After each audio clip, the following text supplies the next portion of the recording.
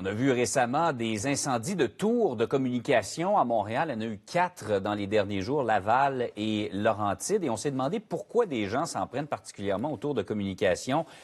Faites juste une petite recherche pour le plaisir ce matin. Faites 5G sur Google. Vous allez voir rapidement dans l'outil de recherche, on va vous proposer 5G COVID-19 ou 5G coronavirus.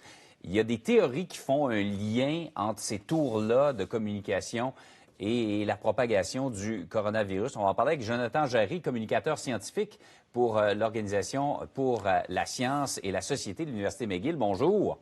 Bonjour. D'abord, c'est pas nouveau d'ici. Je vois qu'il y a eu des cas également en Grande-Bretagne, en Irlande, en Nouvelle-Zélande également. Effectivement, et c'est même pas nouveau au niveau de la 5G. On a vu ce type de crainte et d'anxiété-là pour la 3G, pour la 4G, pour le Wi-Fi en général.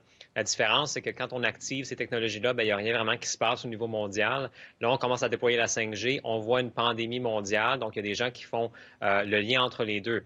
Il faut rappeler aux gens, par contre, que plus on consomme de crème glacée au Québec, plus on voit des accidents de bateau. C'est pas parce que la crème glacée cause des accidents de bateau, c'est parce que les deux tendent à être des activités estivales. Donc, des associations comme ça, il y en a partout. C'est pas toujours des causes à effet. Oui, donc c'est très clair l'image que vous avez donnée. Ça tient donc, encore une fois, des théories du complot qui se sont adjoints, parce qu'au départ, on a peur des ondes émises par ces tours-là, mais là, on a connecté ça, parce qu'on cherche le lien là, avec le coronavirus, la COVID-19, de ces tours-là.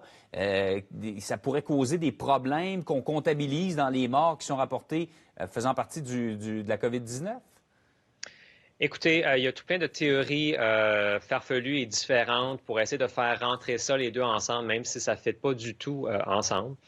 Et ce qui arrive, c'est qu'on part de la conclusion que oui, ça doit rentrer l'un dans l'autre. On enfile des fragments issus d'études qui sont souvent décontextualisés, qui sont dénués. On les enfile comme ça pour créer une histoire qui ne fait vraiment aucun sens scientifiquement, mais qui apparaît comme étant plausible pour un non-expert.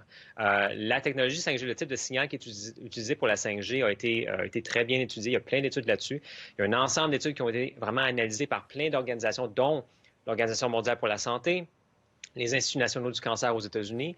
Et la conclusion est toujours la même. Il n'y a aucune donnée rigoureuse scientifique qui démontre que ce type de rayonnement-là a des effets néfastes sur la santé des êtres humains. Il n'y a même aucun mécanisme connu qui pourrait expliquer comment que ça pourrait causer des effets néfastes. Pourtant, certains des tenants de cette thèse-là utilisent des propos du Dr Paul Héroux, qui est un biostatisticien et épidémiologiste de l'Université McGill. Oui, écoutez, il faut mettre ça en contexte. Quand on parle de trucs comme ça, de concepts scientifiques, il faut s'attarder au consensus scientifique en la matière. Il y a toujours des gens qui ont des positions marginales vis-à-vis du consensus. Par exemple, il y a certains climatologues qui ne croient pas au réchauffement climatique. Il n'y en a pas beaucoup, mais il y en a quelques-uns. Il faut vraiment regarder c'est quoi le consensus scientifique. Et le consensus scientifique, c'est pas des scientifiques qui s'appellent entre eux autres, qui disent hey, on va tous dire la même affaire. C'est vraiment un consensus organique qui émerge de toutes les études qui sortent et des méta-études qui regardent ces études-là. Donc, au niveau de ce rayonnement-là, comme j'ai dit, il y a vraiment un consensus scientifique qui existe. Oui, il y a des gens qui ont des positions marginales envers ça, mais ça ne représente pas du tout le consensus en la matière. Donc, il faut prendre un pas de recul quand on voit circuler ces thèses-là. Il faut vraiment prendre un pas de recul et garder beaucoup de scepticisme. Exactement. Le scepticisme, c'est pas un mauvais mot. Ça prend un certain scepticisme sain vis-à-vis des affirmations qu'on fait. Si on nous lance des affirmations qui sont vraiment extraordinaires, ça prend des preuves extraordinaires aussi. Jonathan Jarry, très clair. Merci beaucoup d'avoir été avec nous ce matin. Merci. Au revoir.